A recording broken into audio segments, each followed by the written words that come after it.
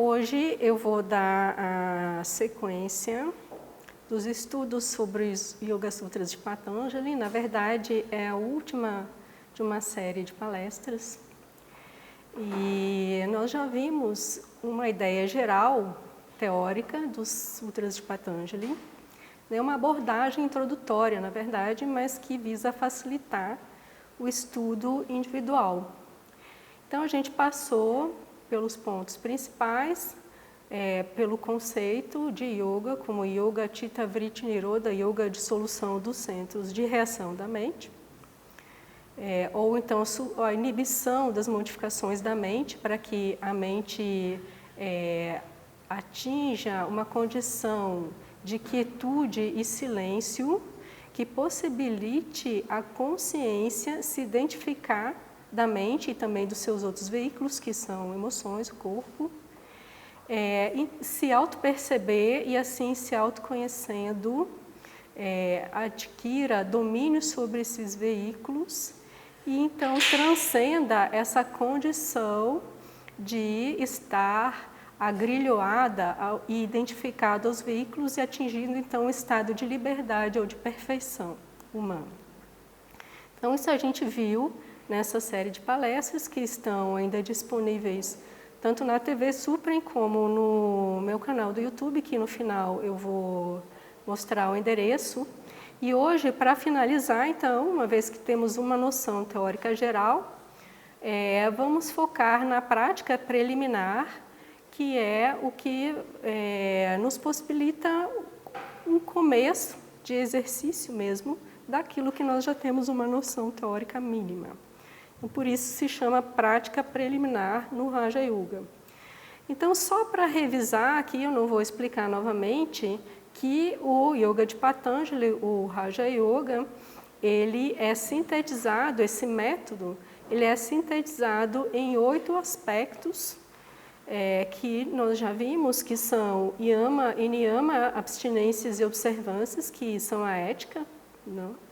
E asanas ou posturas, que é o que normalmente se entende por yoga nas academias de ginástica, de exercício, né? Mas na verdade são apenas posturas que preparam o corpo para essa longa maratona espiritual, que é a maratona que leva à liberdade e à perfeição humanas. Então, pranayama, que é controle da respiração, melhor dizendo, controle do prana, ou controle da energia.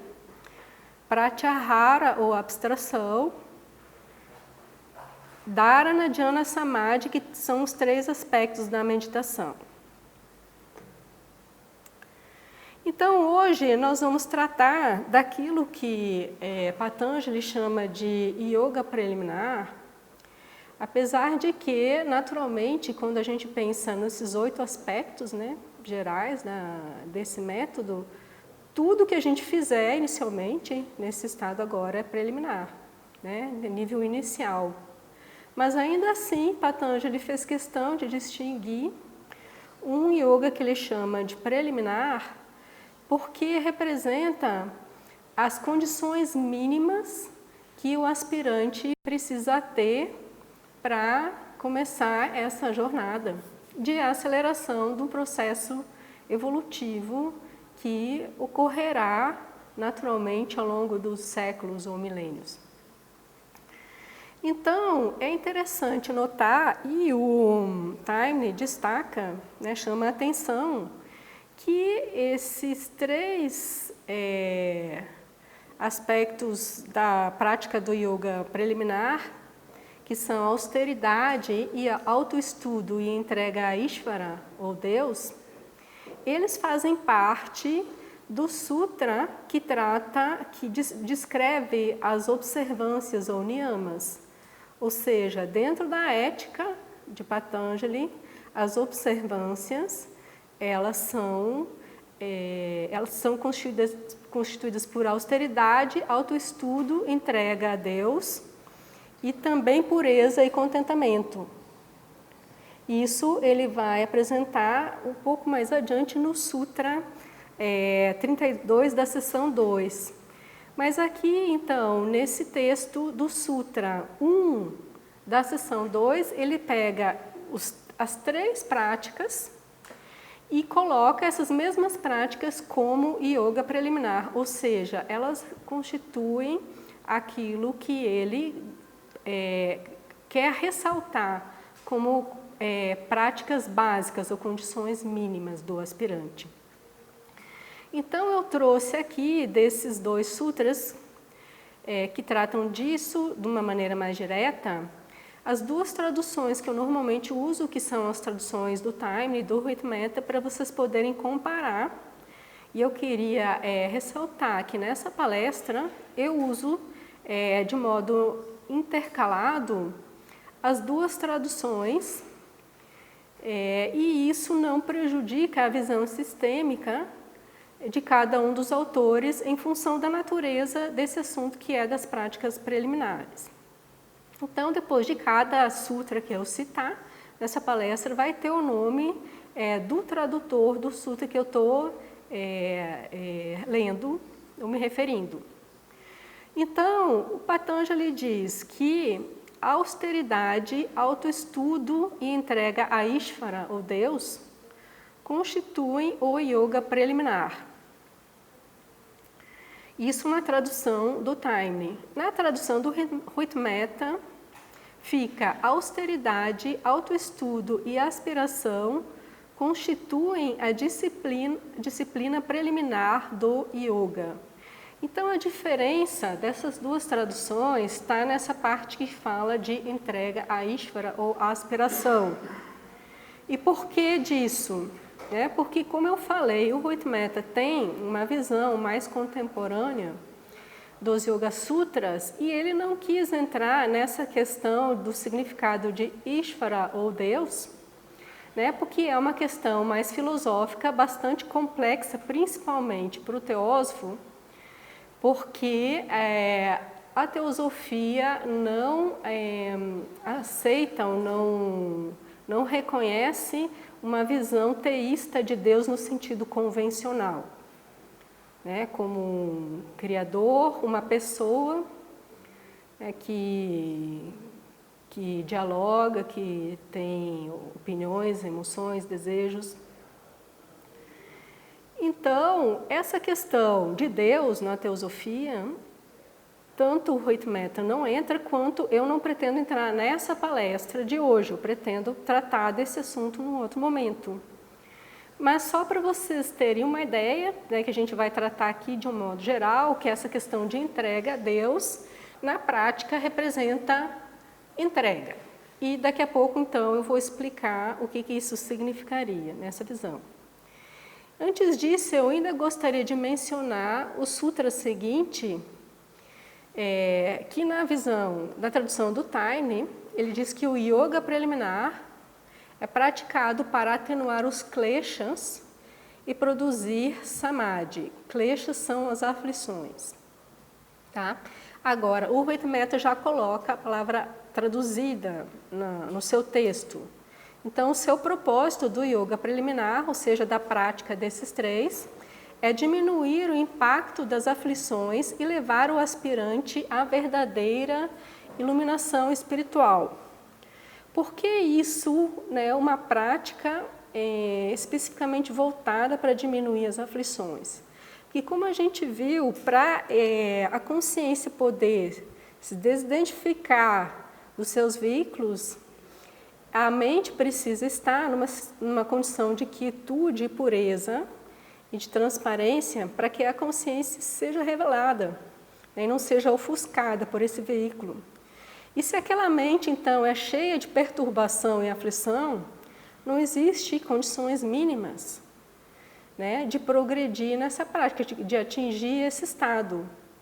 Então, assim, nessa visão de condições preliminares ou condições mínimas, a pessoa vai ter que ter uma disciplina, um estilo de vida, uma prática que levem ela a uma tranquilidade, um mínimo de paz e uma diminuição da aflição, do sofrimento e da perturbação. Porque senão não se chega a esse estado de quietude necessário, Então, eu vou falar brevemente dessas 3 práticas, do yoga preliminar, austeridade, autoestudo e entrega a Ishvara, ou então aspiração ou entrega. A austeridade é um assunto tão importante que eu já há algum tempo eu fiz 2 palestras, uma com parte 1 e parte 2, que ainda estão disponíveis lá no meu canal, vocês podem ver, para fazer uma reflexão sobre essa questão da austeridade, nesse sentido que o Rohit Mehta destaca bem para o homem moderno a necessidade de ter uma vida com o essencial e com o menos supérfluo, sem supérfluo. Porque a vida do homem moderno é tão turbulenta e a energia se perde, se esvai numa quantidade de quinquilharias desnecessárias, né? E tanto do ponto de vista material quanto do ponto de vista psicológico, nós temos hoje em dia uma quantidade de cartões fidelidades, aplicativos do WhatsApp, né? E, enfim, demandas de Facebook, sistemas de comunicação que não tinha antigamente. Então, hoje essa questão se tornou mais grave. Se a gente não enxuga e simplifica a nossa vida, a gente não tem energia, não tem tempo, né? Não tem uma vida capaz, apta a essa prática que demanda, né, tanto esforço. Esforço no sentido não de sofrimento, mas no sentido de energia, de intensidade. Então, vejam bem, numa vida monástica, se pensar no Raja Yoga como um yoga ortodoxo, visado àquele praticante que vai viver dentro de um mosteiro, não precisa ter muita reflexão sobre o essencial e o supérfluo, uma vez que, se você entra no mosteiro, você vai ter uma escova de dentes, né, um sabonete, 2 túnicas, sei lá, enfim, e a vida ali no mosteiro já é organizada para que funcione assim, nessa economia de energia, desse modo austero, para que a pessoa se dedique àquilo que realmente importa. Mas, como a gente sabe que não é a maioria das pessoas que tem condições, e nem sei se seria desejável que todo mundo se mudasse para um mosteiro, o mundo se transformaria num grande monastério. Não sei se isso é possível ou desejável. Então, se entende que o yoga também serve para aquelas pessoas que têm uma vida comum, né, e que, de alguma forma, da melhor maneira possível, possam se trabalhar e aplicar esses conceitos, né, esses métodos, a fim de que se tornem pessoas melhores, evoluam, enfim, isso é desejável e bom a todos. Então, nesse sentido, é preciso adaptar essa ideia de austeridade àquilo que é austero dentro de uma vida comum, e para isso é necessário um discernimento a respeito de cada situação, de cada contexto, do que é essencial, o que é supérfluo. E para isso é mais necessário um discernimento, né, uma capacidade de raciocínio, do que uma receita de bolo. A gente não pode dizer que roupa, por exemplo, sempre é supérfluo, uma vez que pode ser absolutamente essencial numa sala de cirurgia, a roupa do cirurgião, né? Enfim, a roupa de um astronauta, ou seja, N situações, né, que a roupa não é supérflua. Então, essa questão está disponível, essa reflexão, naquelas palestras sobre austeridade. Hoje eu gostaria de destacar, então, nesse aspecto ainda de tapas, que é a palavra em sânscrito, a austeridade é o aspecto do treinamento da vontade ou da disciplina, que é o que o Taimni muito bem ressalta no livro dele, quando ele aponta que essas 3 práticas preliminares, austeridade, autoestudo e entrega, elas dizem respeito à vontade, na austeridade, ao intelecto, no autoestudo, e às emoções, na entrega, para que a pessoa tenha condições mínimas de vontade, disciplina, discernimento, né, e condições emocionais. Então, para iniciar essa trajetória. Então, aqui eu gostaria de ressaltar simplesmente o aspecto da vontade e da disciplina que é necessária para essa jornada. Pois, por exemplo, se eu não sou capaz nem de levantar quando o despertador toca de manhã ao lado da minha cama, se eu fico meses procrastinando para resolver coisas simples, se eu não tenho o mínimo de organização, né, o mínimo de autocontrole, de autodomínio, né, muito menos eu serei capaz de ter a vontade necessária para práticas bem mais exigentes, né, em níveis mais sutis. Então, sobre isso eu falo, sobre a austeridade eu menciono isso. Agora, em relação ao autoestudo, se refere, como disse o Taine, à capacidade intelectual do discernimento de autoanálise, e eu gostaria de destacar aqui de modo imparcial, naturalmente, a capacidade de nós nos vermos constantemente visando ao nosso aperfeiçoamento como seres humanos. Naturalmente, não é uma crítica destrutiva com uma pessoa que tem uma baixa autoestima, é um pessimismo em relação a si, mas é uma visão neutra e inteligente e imparcial a respeito das suas atitudes, né, do seu estado, da sua forma de ser. Então, essa é a segunda prática preliminar.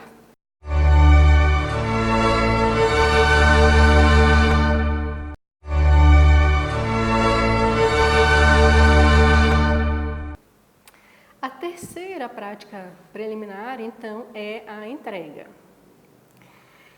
Como já falei, não vamos falar sobre a questão de Deus aqui, que é mais filosófica, mas então, a respeito da condição emocional da pessoa que tem uma vida de entrega, vocês podem observar que são pessoas que têm um coração leve e um coração solto, assim, no bom sentido da coisa. A pessoa que faz o melhor de si, que tem disciplina, mas entrega a sua vida a Deus, seja o conceito que podemos atribuir, né, essa palavra, é uma pessoa normalmente alegre, ela não tem tanta expectativa e tanta ansiedade em relação à vida, aos acontecimentos. Então, isso traz uma leveza emocional que também é uma condição mínima. No momento que a pessoa que tem muita ansiedade e expectativa está em constante estado de aflição. E vejam bem que essa prática é para diminuir a aflição. Isso fica bem claro nessa situação, nessa vivência de entrega. E também essa vivência de estar de coração aberto, de coração leve, de afrouxar as tensões emocionais, ela também permite uma purificação das emoções. E aí eu lembrei, ao preparar essa palestra, de um vídeo muito interessante que eu assisti daquele guru brasileiro que está na Índia, o Prem Baba, e ele falou uma coisa que eu achei certíssima. Ele disse que a cura, ele não disse exatamente nessas palavras, mas essa ideia, ele disse que a cura das nossas feridas emocionais é o ABC da espiritualidade.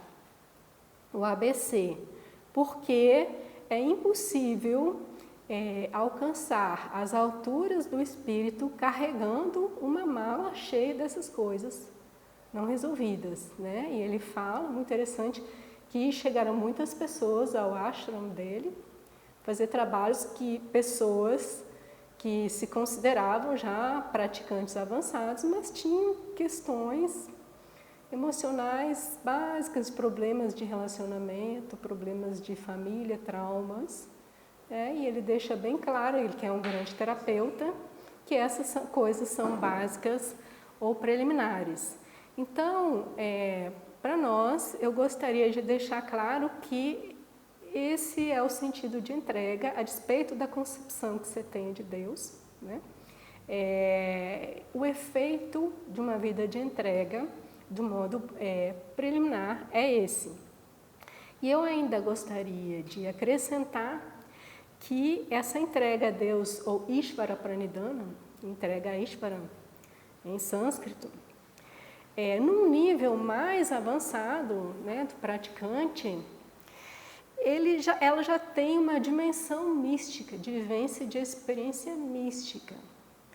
Né? Porque se vocês se lembram daquela imagem que eu usei nessa palestra sobre tapas ou austeridade, que eu usei aquela árvore cósmica invertida, que Krishna descreve a Arjuna na Bhagavad Gita, que representa o universo, que é Ashvata, ou árvore cósmica. Ela tem as suas raízes no céu, que é um mundo sem formas, né? Um mundo da energia, um universo indiferenciado, e ela tem os seus galhos, o seu tronco, seus galhos e suas folhas no mundo sensível, ou seja, existe uma raiz cósmica que parte de um universo indiferenciado e que vai se manifestar em infinitas formas e criaturas diversas que somos nós, somos as coisas. Então, o homem comum como nós, ele está voltado, né, a sua vida está voltado ao mundo sensível, que é o nosso mundo. Nós vivemos, né, por meio dos 5 sentidos, em relação com o mundo, com os particulares, né, com os seres múltiplos e diversos. E dali, desse mundo, nós buscamos a nossa satisfação. E como esse mundo está sempre em mudança, não existe satisfação permanente, porque não existe nada permanente. Então, o aspirante mais maduro, a pessoa que depois de um tempo, de muitas encarnações, ela já está um pouco cansada desse mundo sensível, porque ela já conheceu, não é tão novidade, ela começa a buscar outras coisas, né? Buscar a sua raiz, sua essência. Então ela passa a aspirar essa vida espiritual, essa outra realidade que ela sente que tem, porque está dentro dela, e ela começa então, aos poucos, a se desinteressar por esses prazeres ou por essa satisfação da vida no mundo sensível.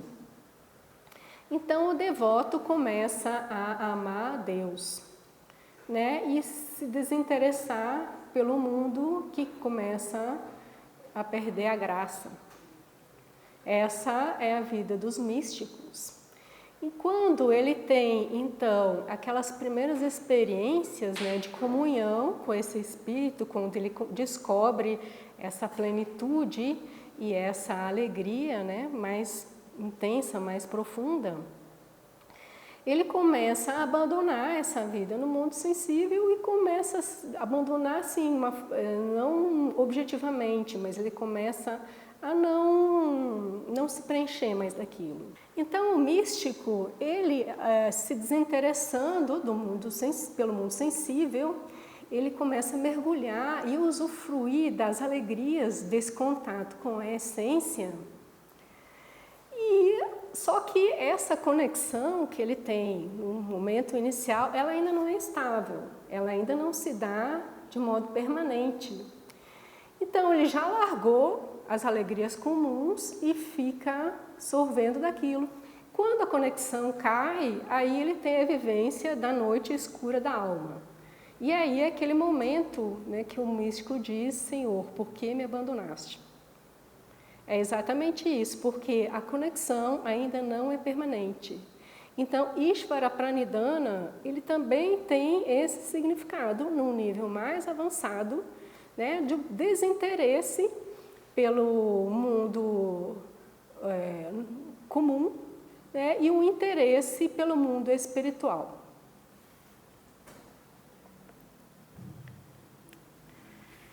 Então, agora eu vou começar a tratar dos 5 kleshas ou causas das aflições.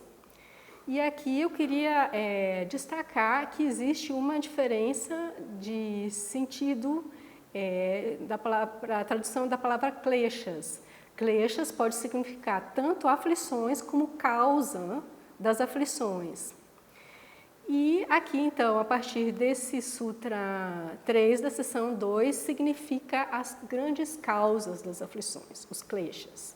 Então, Patanjali diz: falta de percebimento da realidade, ou avidya, senso de egoísmo ou egoidade, que é a asmita, atrações, raga, e repulsões, dvesha, em relações a objetos, e o forte desejo de viver, abhinivesha, são as grandes aflições, kleshas ou causas de todas as misérias da vida.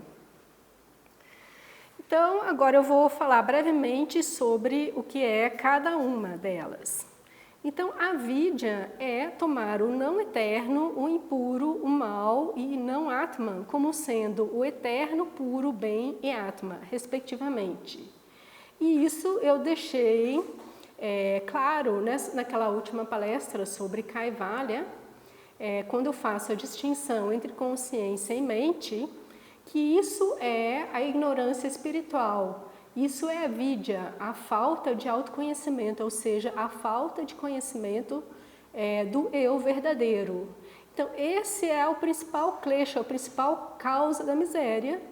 Isso fica muito evidente no momento em que a gente percebe que Kaivalya pressupõe esse autoconhecimento.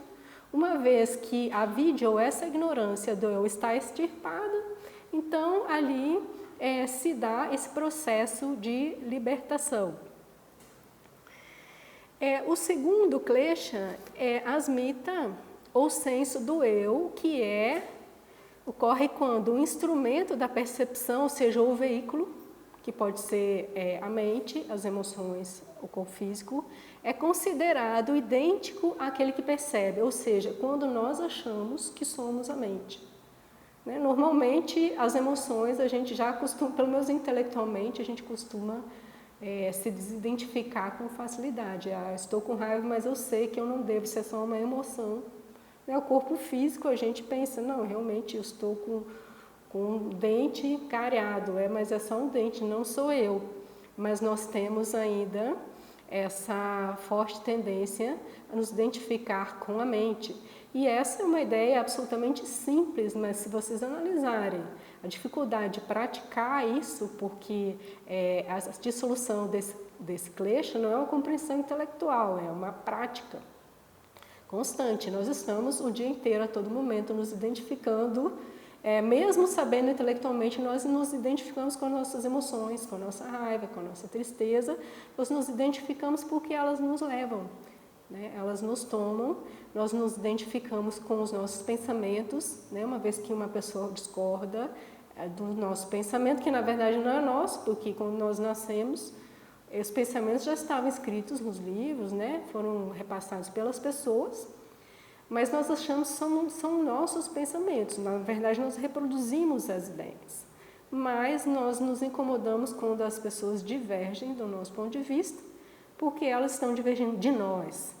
Então, isso é asmita, o senso do eu. Quando nós nos identificamos com a nossa raça, com a nossa nacionalidade, com todas as coisas que pertencem aos nossos veículos. Então, essa é a segunda causa do sofrimento, porque dia a dia nós estamos constantemente sofrendo por causa dessa identificação. Então, o terceiro klesha, o terceiro e quarto, que eu vou falar de modo conjunto, que é a atração e repulsão. A atração é a busca pelo prazer, a repulsão é a fuga da dor. Essa é a principal causa do sofrimento, uma vez que nós temos mecanismos de defesa, mecanismos psicológicos que estão constantemente atuando nesse processo, buscar o prazer, fugir da dor. Isso consome essa energia e isso limita a nossa percepção, porque uma parte do nosso cérebro está ocupado com esse sistema. E nós adquirimos condicionamentos nessa busca do prazer e fuga da dor, que são condicionamentos do cérebro físico, do cérebro animal, A gente já vê isso no exemplo do cachorro do psicólogo Pavlov, que salivava toda vez que tocava o sino que tocava na hora da refeição. E nós somos iguais, nós temos esses mesmos mecanismos e eles nos fazem sofrer, eles causam perturbação, causam aflição. E para dar um exemplo, para ficar muito claro,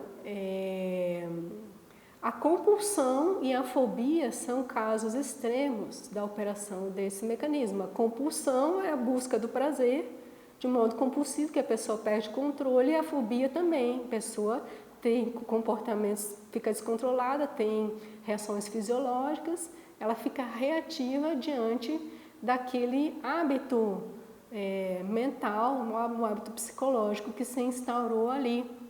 E a fobia é a fuga da dor, porque ficou uma marca ali naquela memória. Então essa é outra grande causa do sofrimento humano. O último, então, que ele coloca é a binivesha, o forte desejo de viver, que ele diz que domina até mesmo os eruditos ou os sábios.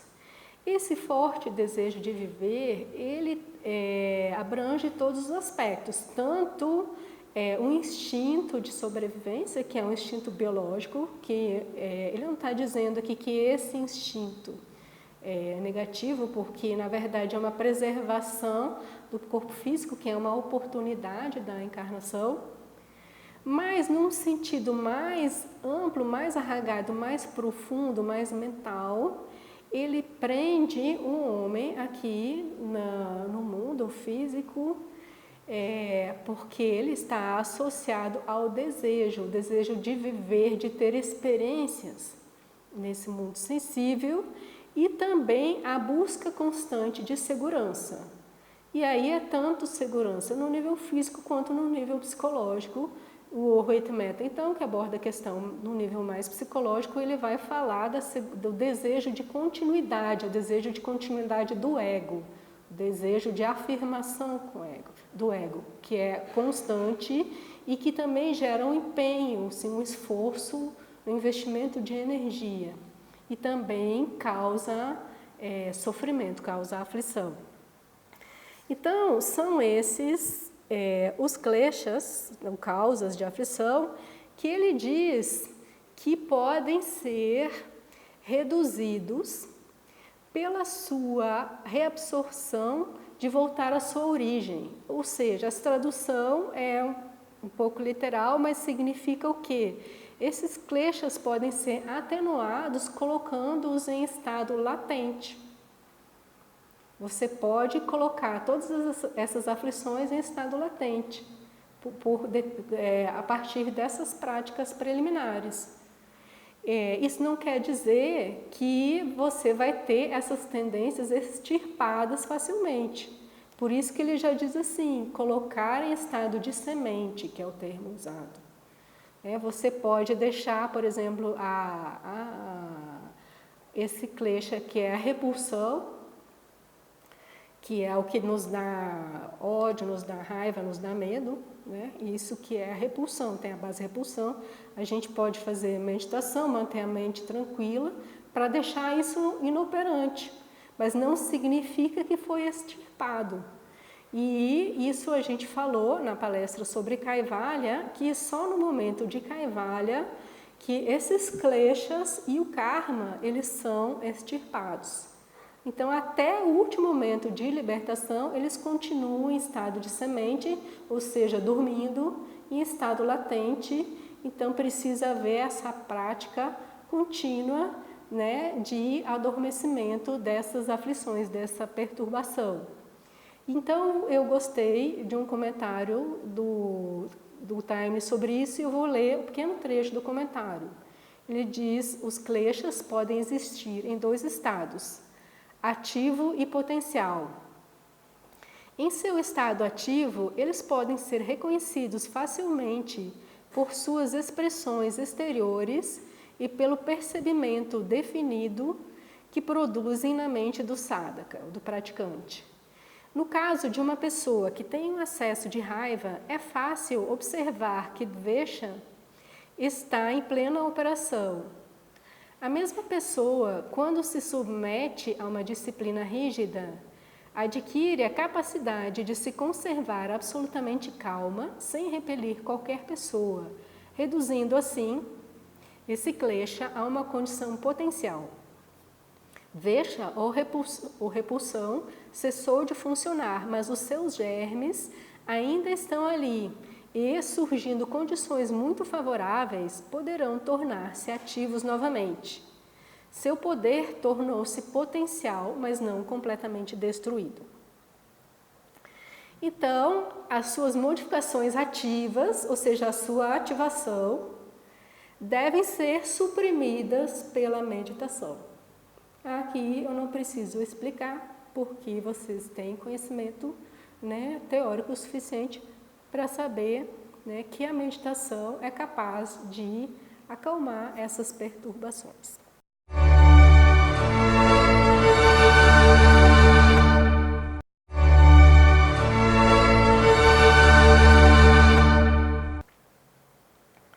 E Patanjali ainda diz que o acúmulo, a nossa contabilidade, o reservatório dos karmas,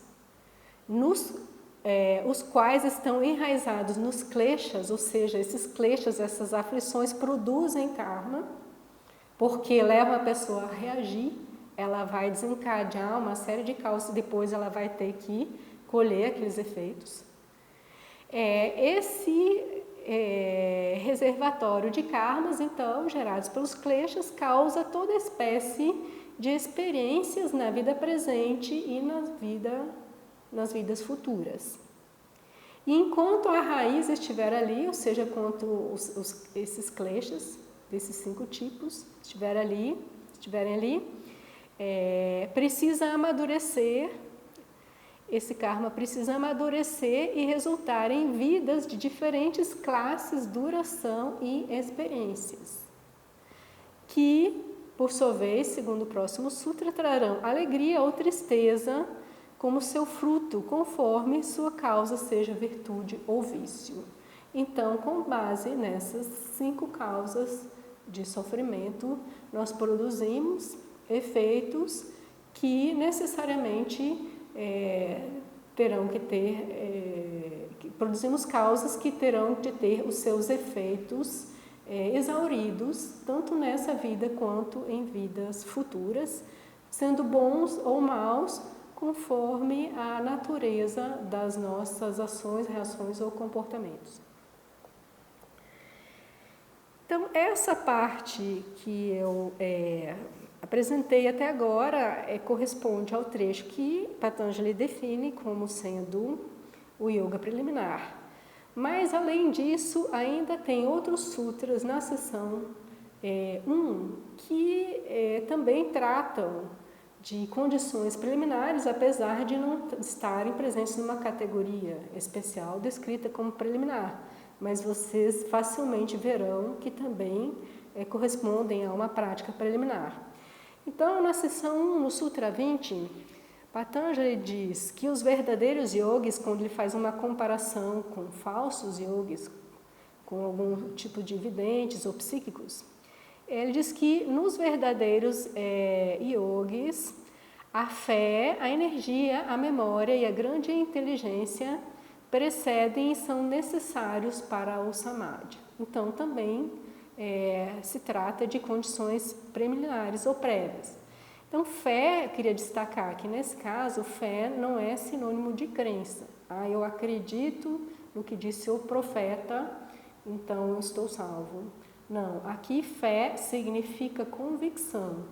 Uma convicção forte o suficiente para fazer a pessoa perseverar naquela prática, naquela maratona, que é essa jornada. Então, fé, energia, precisa ter muita energia, porque dá muito trabalho. Memória para quê? Porque precisar aprender, vai ter que aprender muito, né? E também grande inteligência, né? Porque inteligência não é simplesmente decorar, né? Não é só memória, é memória e faculdade de raciocínio. Precedem, são necessários para se atingir esse estado de comunhão.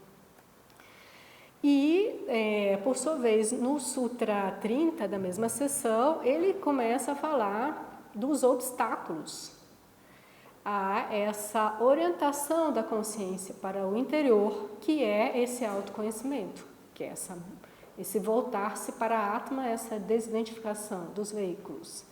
Então, os obstáculos são doença, porque dentro de um corpo físico doente fica mais difícil, você tem que lidar com a doença, você perde energia, você fica com o cérebro debilitado. Doença, languidez, que é a moleza, a pessoa flácida, assim, do ponto de vista da vontade. Dúvida, a pessoa tem certeza a respeito do caminho que está seguido. Negligência, fazer as coisas de qualquer jeito. Preguiça. Mundanalidade, que é o interesse só pelas coisas mundanas. Ou ilusão, de todos os tipos, aqui não só a ilusão principal, que é a videoilusão espiritual, mas todo tipo de confusão, de confundir o verdadeiro com o falso. Não conquista de um estágio, aqui não conquista de etapas preliminares, que são necessárias para chegar a outras. Instabilidade, pessoa instável emocionalmente, não sabe o que quer, um dia pratica, outro dia não. Então, esses 9 causam a distração da mente e são os obstáculos. Então, os sintomas da mente dominada por distrações são dor mental, desespero, nervosismo e respiração difícil. Então, ele aponta algumas sugestões para a remoção desses obstáculos. E eu não vou mencionar todas, eu vou selecionar algumas que eu achei mais práticas, mais simples. Depois vocês podem estudar a obra completa. Então, Patanjali diz que para a remoção desses obstáculos deveria haver a prática constante de uma verdade ou princípio. E a explicação desse sutra é que nós temos que ter interesse, nós temos que ter por princípio remover esses obstáculos, ou seja, firmeza de propósito. O Taimni diz: o objetivo é reverter a tendência da mente de correr sempre atrás de uma porção de objetos no mundo exterior e desenvolver a capacidade de perseguir constantemente um objetivo no âmago do domínio da consciência. Ou seja, é um ato de vontade, como a gente diz, questão de princípio. Uma outra sugestão é: a mente torna-se clara pelo cultivo de atitudes de cordialidade, compaixão, alegria e indiferença. Aqui no caso, indiferença no sentido de desapego, de manter a serenidade diante da felicidade, da miséria, da virtude ou do vício, respectivamente. Ou seja, é uma intenção dessa atitude de se manter sereno diante da instabilidade da vida, diante da alegria, da tristeza, do prazer e da dor, e o cultivo, então, da compaixão, cordialidade em relação aos outros. Outra sugestão que é a tranquilidade da atenção unidirecionada, que é a ausência de distração, ela torna-se possível, em parte, por meio de uma respiração regular. Eu tratei já dessa questão da respiração, de pranayama, na parte geral, tratei brevemente, mas repetindo de uma maneira resumida, pranayama, apesar de ser o controle do prana, a capacidade de oxigenar o nosso cérebro, aqui a respiração regular, apesar de que muitos teóricos falarem de uma proporção de quanto tempo você tem que ficar inspirando, retendo ou expirando, isso não diz que você tenha que contabilizar a sua respiração durante o dia, porque você vai enlouquecer. A respiração, pelo contrário, ela tem que ser natural. Então, essas práticas de respiração são práticas que duram um tempo pequeno, né? Você respira profundamente para você relaxar os músculos, né, envolvidos na sua respiração e soltar. Então, assim, facilita que você se acalme, né, e sua respiração volte a ser regular, mas não significa um controle da respiração por meio da vontade, que de uma forma radical pode ser extremamente perigoso. Eu li um livro sobre Hatha Yoga que contou um caso de uma pessoa que foi praticar Hatha Yoga no seu sentido radical e resolveu adquirir consciência e controle da respiração. Chegou num estado em que ela não conseguia mais respirar automaticamente. Não sei se isso foi por uma questão psicológica, né, ou fisiológica, enfim, e aí a partir daí começou a desrecomendar esse tipo de prática. Então, só para alertar que a respiração regular é uma respiração natural, que você pode fazer um exercício simples e rápido para você soltar a sua respiração. Outra sugestão é: a estabilidade da mente é também possível através da mudança dos sentidos do sensual para o sensório. Essa é a tradução do Ritmeta e é um assunto que ele adora explicar e explica muito bem. Então eu coloco aqui, vide a minha palestra sobre Pratyahara, que explica isso bem.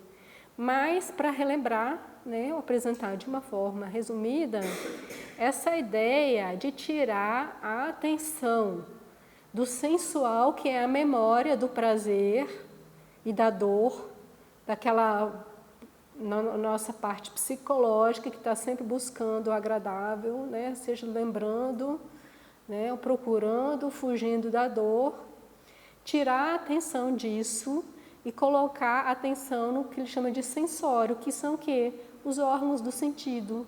Colocar a plena atenção na audição, na visão, na sensação, no olfato, no paladar. Por quê?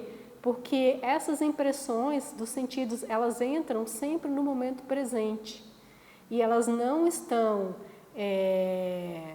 associadas inicialmente, né, ao prazer e à dor. Elas vêm de fora.